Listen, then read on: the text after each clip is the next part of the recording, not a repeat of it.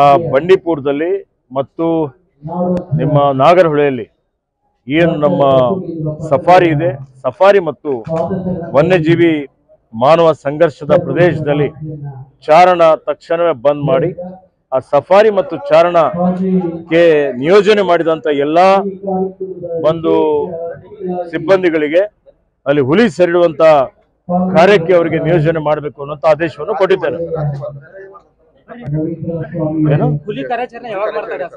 Start ಆಗಿದೆ, ಈಗ ಸುಮಾರು ದಿವಸದಿಂದ ಮಾಡ್ತಾ ಇದ್ದಾರೆ, 8 ದಿವಸ ಹಿರಿಯ ಅಧಿಕಾರಿಗಳು ಅಲ್ಲೇ ಇದ್ದಾರೆ.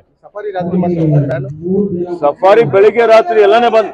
ಇವತ್ತು ಮತ್ತೆ ಬೆಳಿಗ್ಗೆ ನನಗೆ ಅತ್ಯಂತ ಒಂದು ದುಃಖದವಾದಂತ ನನಗೆ ಒಂದು ಮಾಹಿತಿ ಬಂತು.